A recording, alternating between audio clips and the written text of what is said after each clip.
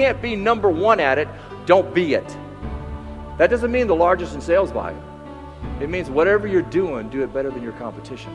See, it's imperative for your people to do what? Understand what they need to change. Understand why the need for continuous improvement. Understand why constant training and new ideas. We forget to tell them why. What you have to appreciate, folks, is your people are watching you all the time. You're the person that sets the tone. Are you the great communicator? Are you fast, efficient, flexible, compassionate, disciplined? More importantly, humble, curious, open-minded, attentive, focused, effective, determined. See, before you start grading your people, grade you. Because you're the person that you're going to do what? Set the tone, establish the culture, and make the organization better. You're the leader. See, it never ceases to amaze me when I do strategic planning sessions for major corporations. I don't do generic ones. I call them up and I say, let me see your FUBAR list. Or what? Your fouled up beyond all repair list. It's amazing how many companies don't have one. The first thing you need to say when your people fail is, what have I done to cause them to fail? Being an ex-athlete taught me a lot of important things about business I didn't appreciate at the time. One thing it taught me is I'm only as good as my next game.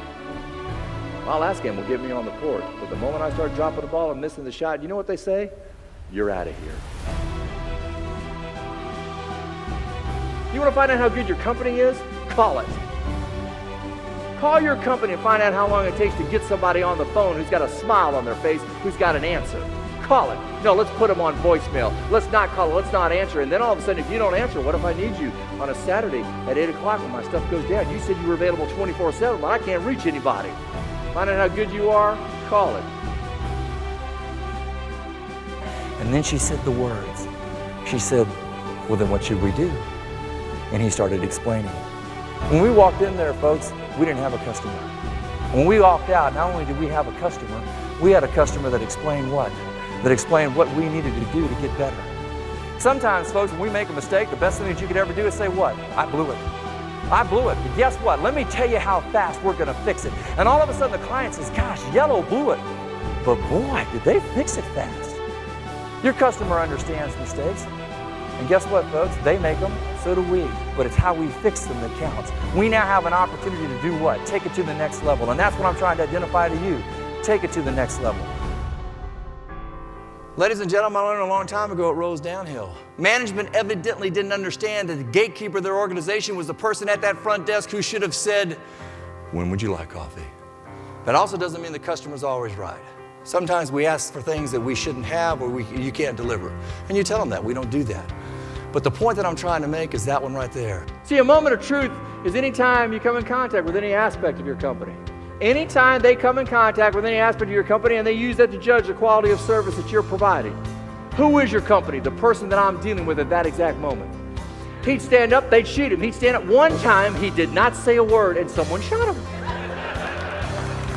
Someone had the idea and they just pounded it. He said, what was that all about? They said, you were thinking it. And then all of a sudden, at the end of the meeting, he stood up. I'm like going, whoa. He said, I stand here before you as the perfect example of what's been wrong with our company. Really? He said, I thought it was my job to shoot down ideas to protect us. He said, today I found out my job is to listen to ideas to find out what might be right with them, even if it's only a portion. I'm doing a program about 3 months ago for Honeywell. I put this up on the screen, the place goes nuts. I'm like going, what in the world? I mean, that's funny, but I didn't know it was that funny. It goes nuts. I had no idea what was going on. After the program, I'm doing a book signing. There's like 90 people on my tail. I'm like going, what? They said, it's here.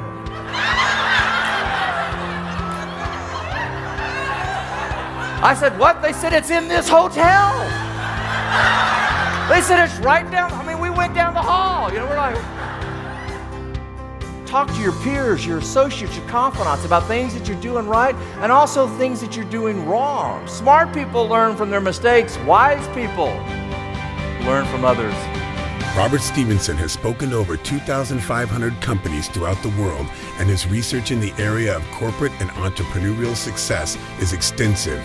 He has interviewed over 10,000 employees, managers, and senior executives in over 250 industries. He has owned and operated 5 of his own companies and sold internationally in over 20 countries, so he is a man who has lived his experience not just studied them.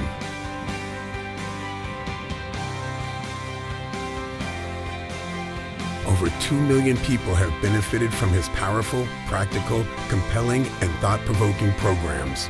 And companies rave about his programs. Robert is a best-selling author who has written several highly successful books.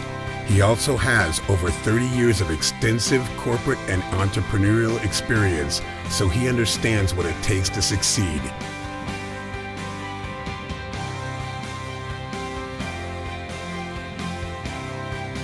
The top companies in the world continue to rely on Robert's perspective on business's most critical issues. Robert helps prepare companies for the 21st century with a powerful blend of experience, research, case studies, and competitor perspectives. Robert's company name represents his mission, that of helping others who are seeking excellence. Robert is able to address the critical issues on leadership, change peak performance, growth sales, teamwork, customer service, innovation, communication, and strategic planning. He is able to weave together a truly relevant, thought-provoking, energetic, and humorous keynote that provides tangible, usable solutions for his audience. I think he's great. He's got a lot of great energy, a lot of great ideas. Oh, I thought he was great. He's awesome. I thought he was awesome. I got online and I saw 5 seconds. And I said, I've got to see him. He brings a sense of humor to his speaking, and I love that. And all of a sudden they'll say the number one person. And that person will be down there and they'll be at their table, and the next thing you know, the CEO of the corporation announces it, the lights go off and everybody starts jumping up and down, and they're sitting there and they walk up and they grab the award and they're standing in front of everybody feeling wonderful, great, fantastic. And as they're walking off the stage, you know what management's thinking? What have you got going for me next year? It's not even cold in your hand. You know what we call it in business? Hero to zero. Folks, enjoy it. Feel the accolades, but then understand you got to go deliver again. And if you didn't get it, you can get it next year.